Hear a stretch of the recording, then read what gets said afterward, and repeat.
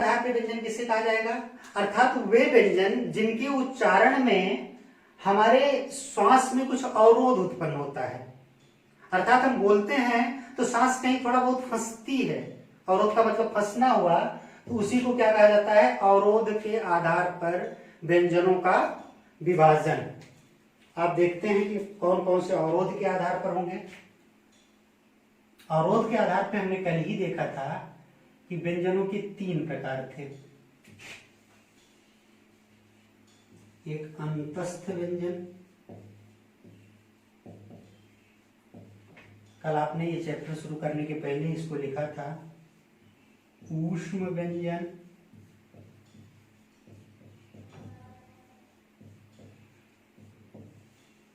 और तीसरा था स्पर्श व्यंजन।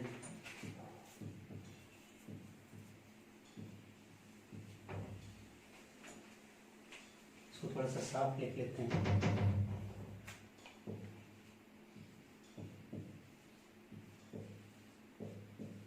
स्पर्श व्यंजन कल हमने पढ़ा था। अब हम जानेंगे कि एक एक क्या होता है। भाई अंतस्थ किसे कहते हैं, ऊष्म किसे कहते हैं, और स्पर्श किसे कहते हैं।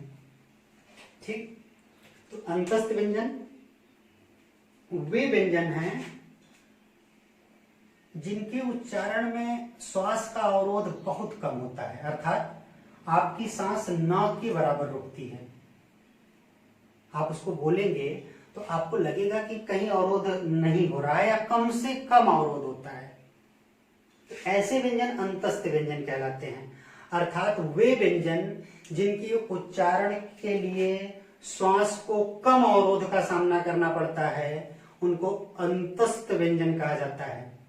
अर्थात इनका उच्चारण स्वर और व्यंजन के बीच का होता है। इनके बोलने में जितना आप स्वर बोलते हैं तो आसानी से बोलते हैं, व्यंजन बोलते हैं तो कठिनाई से बोलते हैं। लेकिन इनमें ना तो बहुत आसानी होती है ना बहुत कठिनाई होती है, दोनों के बीच में होते हैं, इसलिए अंतस्थ व्यंजन कहे जाते हैं। और ये 4 प्रकार के होते हैं। इनकी संख्या 4 है। प्रकार क्या? य, र, ल, व। यही 4 जो हैं अंतस्थ व्यंजन हैं। और एक बात और जानिए, इनके उच्चारण में आप देखेंगे कि र और ला के उच्चारण में तो थोड़ा सा आपको श्वास का अवरोध लग रहा है, सांस कहीं रुक रही है, ल थोड़ा सा रुक रही है। लेकिन य और व बोलिए तो लगता है कि सीधे आप बोल रहे हैं, जैसे स्वर बोला जाता है। यद्यपि स्वर नहीं है, लेकिन चूंकि इनमें यह प्रवृत्ति अधिक पाई जा रही है या और वा में, इसलिए या और वा को अर्ध स्वर भी कहते हैं।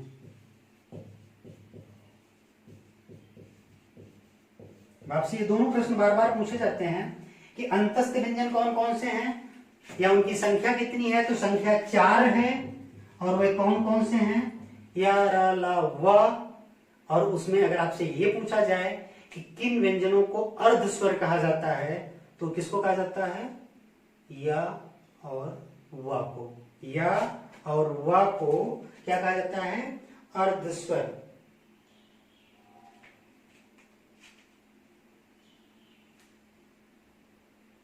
ठीक, अब हम कहेंगे ऊष्म व्यंजन। दूसरा प्रकार देखेंगे, ऊष्म व्यंजन किसे कहते हैं। ऊष्म व्यंजन का तात्पर्य है कि जिन व्यंजनों के उच्चारण में अपेक्षाकृत अवरोध अधिक होता है, मतलब अवरोध का मतलब क्या हुआ कि श्वास का घर्षण ज्यादा होता है। जैसे आप बोल रहे हैं ना, तो सांस ज्यादा अटक रही है, उसे ऊष्म व्यंजन कहेंगे। गर्मा गर्म व्यंजन। ऊष्म व्यंजन क्या है? जिनके उच्चारण में श्वास का घर्षण ज्यादा होता है, उन्हें ऊष्म व्यंजन कहा जाता है।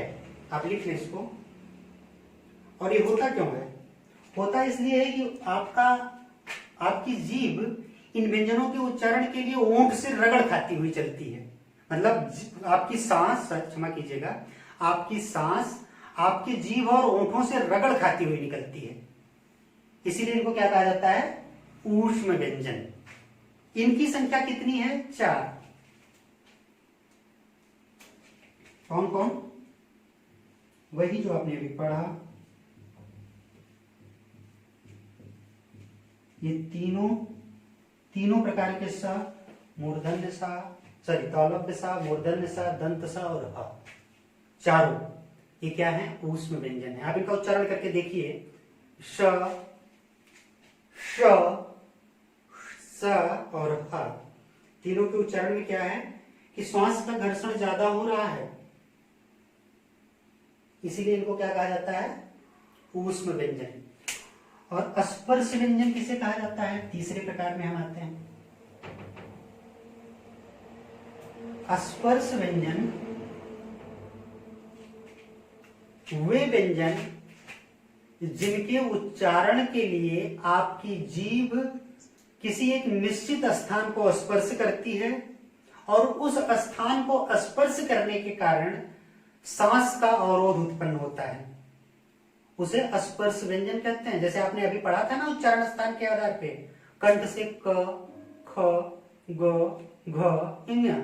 आप जब कंठ की तरफ जाएंगे तो आपकी जीभ भी उधर जा रही है, देखिए मोड़ के क, ख, ग, घ, ङ। तो जब जीभ जाएगी तो थोड़ा बहुत सांस को रोकेगी।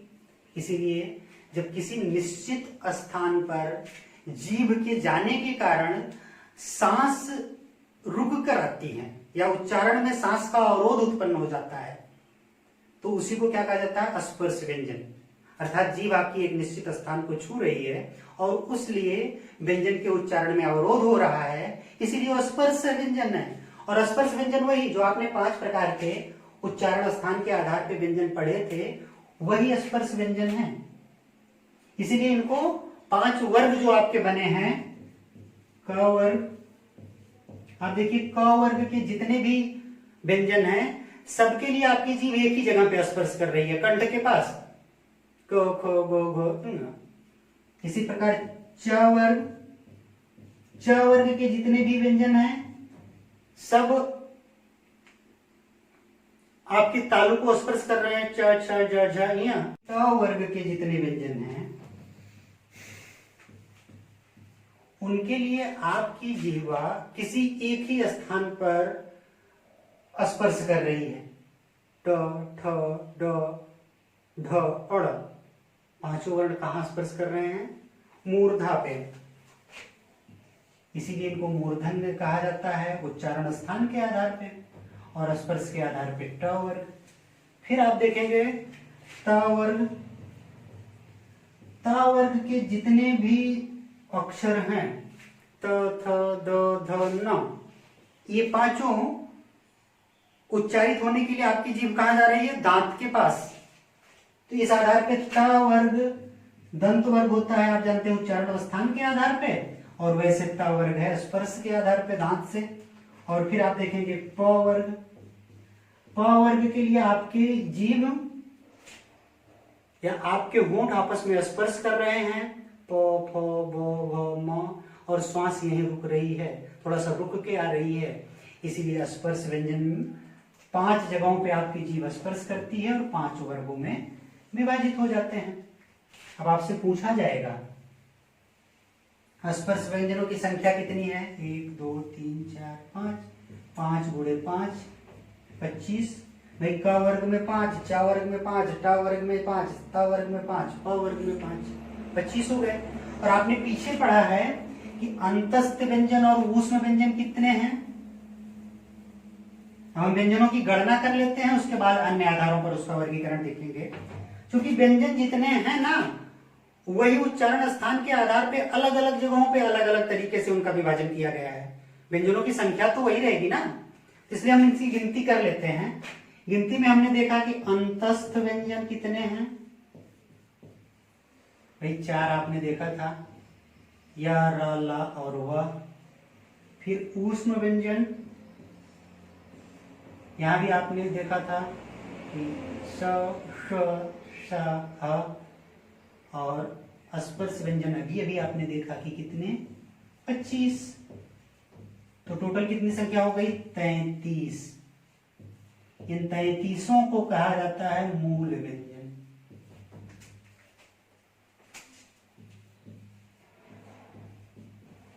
मूल व्यंजन,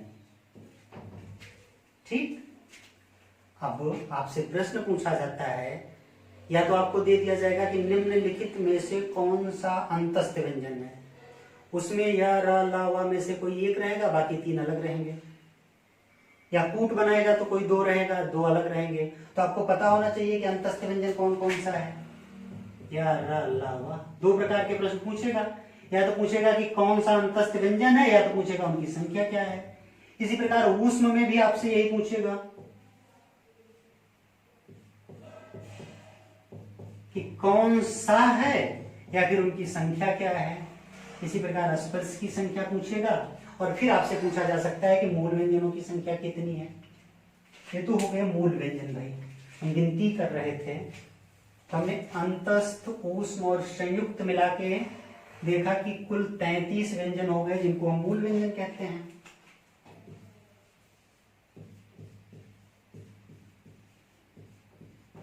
मूल व्यंजन कितने हो गए? 33। अब कोई भाषा जो समाज में प्रचारित होती है, समाज में जिसका प्रसार होता है, वह धीरे धीरे अन्य भाषाओं के अक्षरों को भी, शब्दों को भी ग्रहण करती हुई चलती है। तो हिंदी के साथ भी यही हुआ। हिंदी आगे बढ़ती रही तो उसने दूसरी भाषाओं के शब्दों को भी, दूसरी भाषाओं के वर्णों को ग्रहण किया। और वर्णों को ग्रहण किया तो कहां से उसने क्या क्या लिया, आप देखिए। उसने मराठी से एक वर्ण लिया जिसका उच्चारण ऐसे, लिपि ऐसे है और लिखा उच्चारण किया जाता है लो लो, ला और वा को मिलाकर लो, इस तरह का उच्चारण होता है। इसी तरह हमने पढ़ा था कि अपभ्रंश से हिंदी का विकास हुआ है ना। हिंदी के विकास के क्रम में अपभ्रंश उससे पहले आई है ना। तो अपभ्रंश से भी हिंदी ने कुछ अक्षर लिए।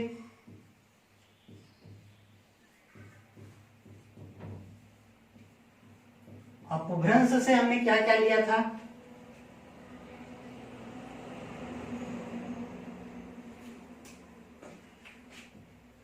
ड़ और ढ़। भाई ड ढ हम पढ़ते हैं ना, उसी में नीचे बंदी लग जाती है तो ड़ और ढ़ बन जाता है। इसी तरह हमने फारसी से लिया था, क्या लिया था?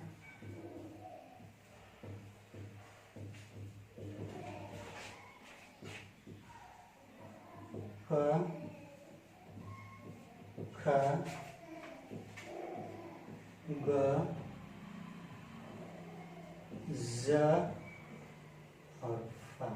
ये जो नीचे बंदी लिखी जा रही है ना, ये वाली, इसको नुक्ता बोलते हैं फारसी में, नुक्ता। नुक्ता तो नुक्ते सहित क ख ग घ ज था, इसका उच्चारण करते हैं क ख ग ज फ। ये फारसी से लिया। कुल कितने हो गए भाई? 1 3 5 8 ये हो गए। और क्या लिया हमने? और लिया क्या? हिंदी में स्वयं भी कुछ विकसित हुआ। अर्थात हिंदी में 2 व्यंजन कभी आपस में मिले।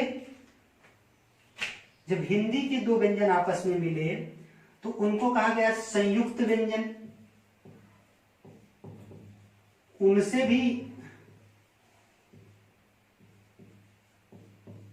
कुछ नए वर्णों की रचना हुई। संयुक्त व्यंजन में क्या क्या होगा?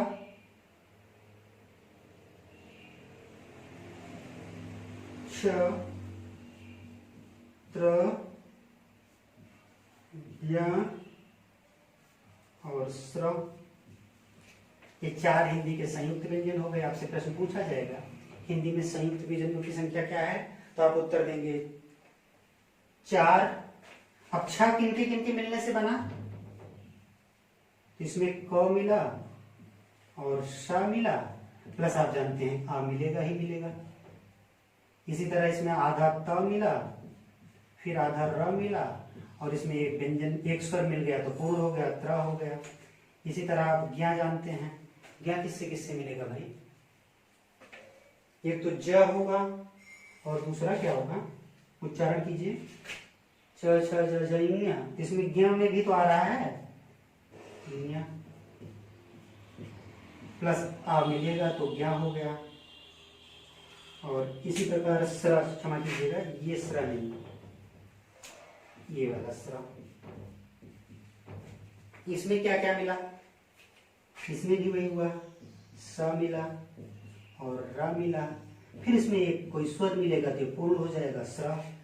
इस प्रकार छ, त्र, ज्ञ और स्र ये हिंदी के संयुक्त व्यंजन हो गए। अब आपने देखा कि मूल व्यंजन 33, संयुक्त व्यंजन 4,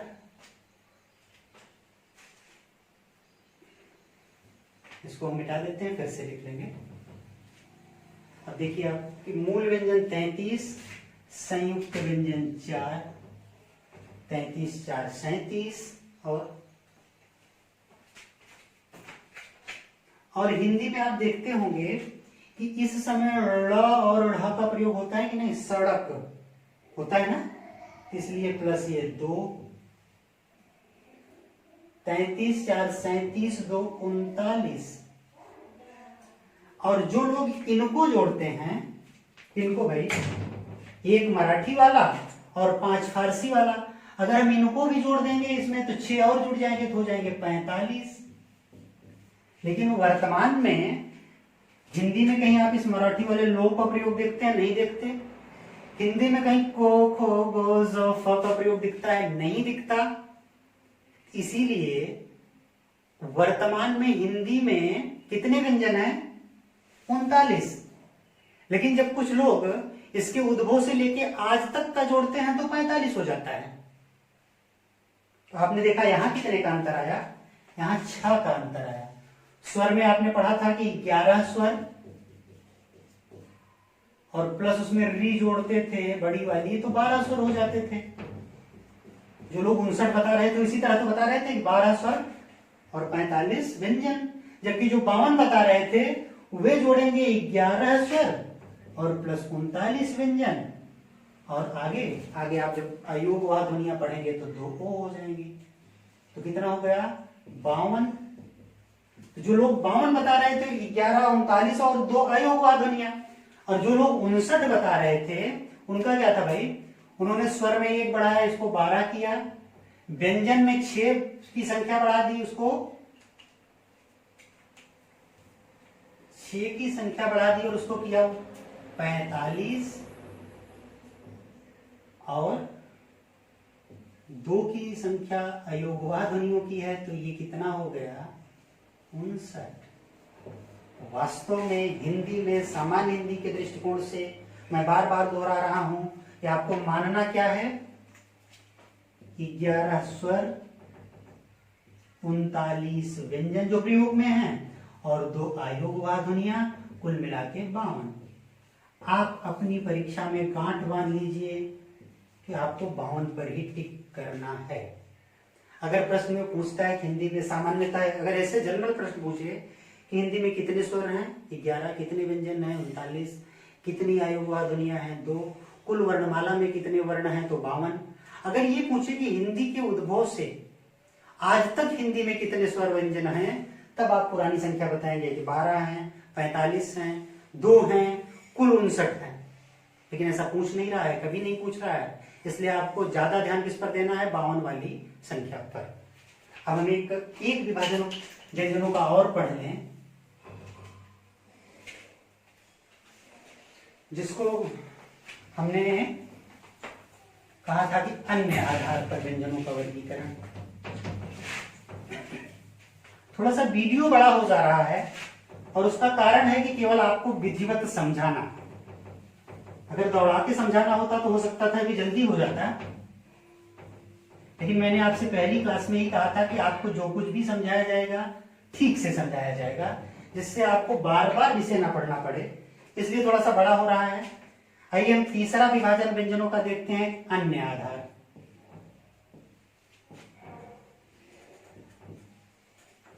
अन्य आधारों पर व्यंजन। अब अन्य आधारों पर व्यंजन कितने प्रकार के होंगे तो आप देखिए। मूलतः यहां भी आपको 3 आधारों पर बात करनी होगी, अन्य आधारों पर भी। कौन कौन सा? एक तो कहेंगे कि आप अल्प प्राण व महाप्राण, आपने लिखा था पीछे, अल्प प्राण और महाप्राण व्यंजन। प्राण क्या होता है भाई, पहले तो ये जानिए। आप कहते हैं कि किसी के प्राण निकल गए, तो प्राण निकलने का संदेश आपको कैसे मिलता है? यही ना कि उसकी सांसें बंद हो गई, उसके शरीर की ऊर्जा समाप्त हो गई, उसमें वायु का आवागमन बंद हो गया, ऑक्सीजन कार्बन डाइऑक्साइड का, यही तो होता है ना। इसी तरह अल्प प्राण का मतलब तो यही हुआ, श्वास, ऊर्जा और वायु। अल्प प्राण का मतलब क्या हुआ? ये सब कम, अल्प मतलब कम होता है।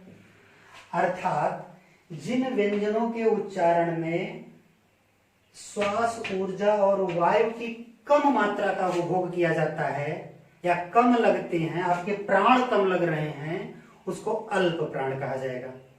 बात समझ में आ गई ना? अल्प प्राण होंगे और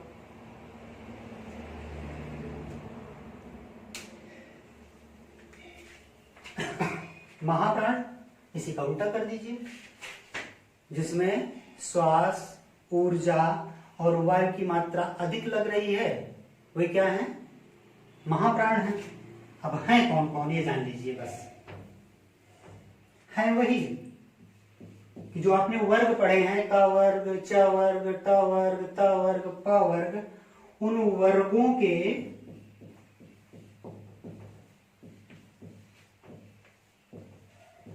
पहले और तीसरे अक्षर। अब कहा जाए कि अल्प प्राण क्या है, तो क वर्ग का पहला अक्षर हो जाएगा क, तीसरा हो जाएगा ग। इसी प्रकार च वर्ग में देखेंगे तो पहला हो जाएगा च, तीसरा हो जाएगा ज। इसी तरह आप ट वर्ग में देखेंगे तो पहला हो जाएगा ट, तीसरा हो जाएगा ड। इसी तरह त वर्ग का देखेंगे तो पहला हो जाएगा त और तीसरा हो जाएगा द। इसी तरह प वर्ग का देखेंगे तो पहला हो जाएगा प, तीसरा हो जाएगा ब। ठीक, आप इनका उच्चारण कीजिए। क, कम श्वास लग रही है, कम ऊर्जा लग रही है, आसानी से आप बोल रहे हैं क। लेकिन अगर महाप्राण में जो वर्गों के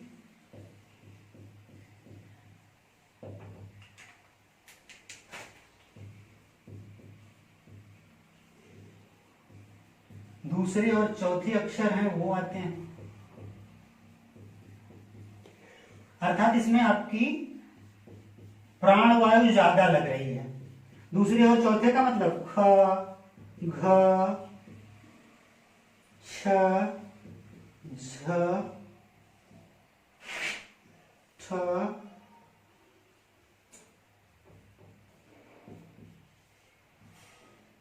ध,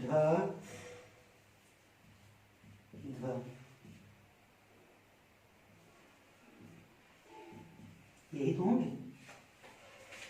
अर्थात आप जानिए कि जिन वर्णों के उच्चारण में अधिक श्वास, अधिक वायु और अधिक ऊर्जा लगती है उनको अल्प प्राण, महाप्राण, और जिनमें कम लगती है उनको अल्प प्राण कहा जाता है। ठीक है, वर्गों के पहले और तीसरे अक्षर अल्प प्राण, पहले और दूसरे और चौथे अक्षर महाप्राण।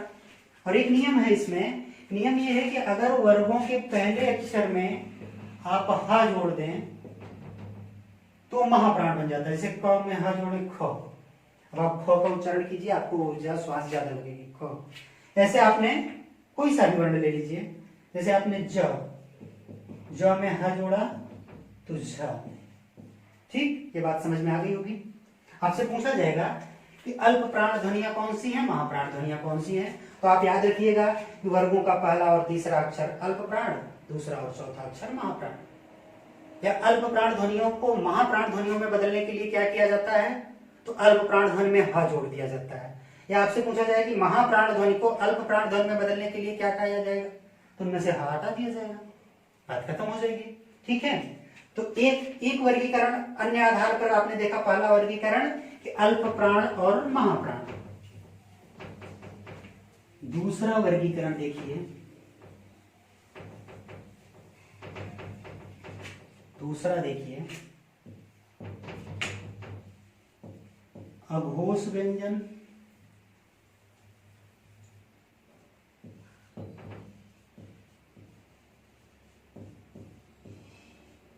अघोष व्यंजन,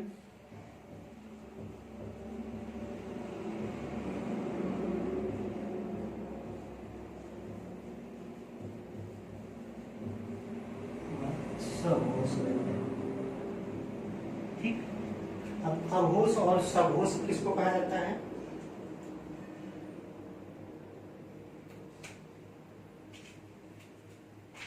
अघोष का मतलब क्या होता है? घोषणा, घोषणा का, आप घोष का मतलब बोलना होता है, जो आप नहीं कहते कि उद्घोष कर रहे हैं। तो अर्थात अब बोलेंगे, बोलने पे आपके गले में क्या होता है, आपका ये वो स्वर तंत्री है जिससे आवाज निकलती है, इसमें कंपन होता है कि नहीं होता? आप बोल के देखिएगा, होता है। तो जिन वर्णों के उच्चारण में आपकी स्वर तंत्री में कम कंपन हो या नगण्य कंपन हो, कम या नगण्य कंपन, इसमें भाई स्वर तंत्री में,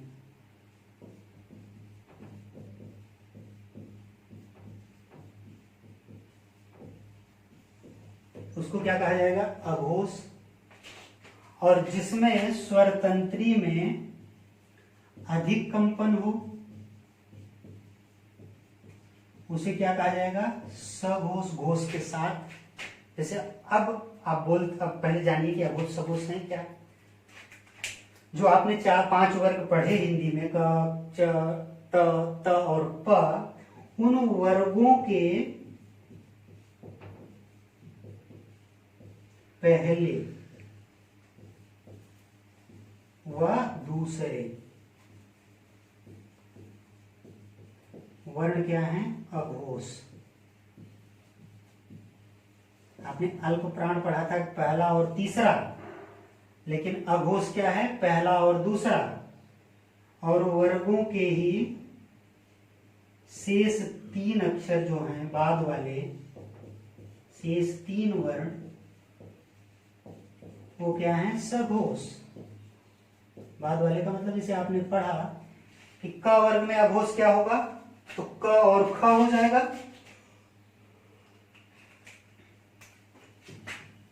क वर्ग में जब पढ़ेंगे अघोष तो हो जाएगा क और ख। और सघोष क्या होगा? बाद के 3 वर्ण जो हैं, ग, घ और इया। इसी तरह च वर्ग में च, छ अघोष और ज, झ, इया सघोष। इसी तरह ट वर्ग में पहले 2 अघोष, बाद के 3 सघोष। इसी तरह त वर्ग और प वर्ग में भी होगा अघोष और सघोष। अर्थात जिन व्यंजनों के उच्चारण में स्वर तंत्री में अधिक कंपन होता है उन्हें सघोष कहते हैं, जिनमें कम कंपन होता है उन्हें अघोष कहते हैं। और एग्जाम के दृष्टिकोण से अन्य आधारों का ही वर्गीकरण है। अन्य आधारों पर ही जो तीसरा वर्गीकरण है, जिसको हमने आपको बता दिया है अभी जब हम व्यंजन की गणना कर रहे थे, तो हमने बताया था। एक बार फिर से आप देख लीजिए जल्दी से उसको। जो अन्य आधारों पर तीसरा वर्गीकरण होता है वो क्या होता है? संयुक्त व्यंजन। इसी वीडियो में पीछे आप देखेंगे तो संयुक्त व्यंजन दिया गया है। वो संयुक्त व्यंजन कौन कौन से हैं, सिर्फ इतना जानिए, क्ष, त्र, ज्ञ और श्र। यहां से आपसे प्रश्न पूछा जाएगा कि संयुक्त व्यंजनों की संख्या कितनी है? 4। और फिर संयुक्त व्यंजन कौन से हैं? तो क्ष, त्र, ज्ञ, श्र। आज के वीडियो में इतना ही। कल जब हम आपसे अगले वीडियो में जब भी हम आपसे मिलेंगे तो उसमें हम आपको वर्णमाला में एक बिंदु बच रहा है, अयोगवाह ध्वनियां, उस पर चर्चा करेंगे। और फिर पूरी वर्णमाला से जो एक प्रश्न पूछा जाता है स्वर व्यंजन अयोगवाह मिला के, कि इनका उच्चारण स्थान क्या है, तो उसको एक संक्षिप्त तरीके से आपको बता देंगे। उसके बाद हम नए टॉपिक की तरफ बढ़ेंगे। धन्यवाद।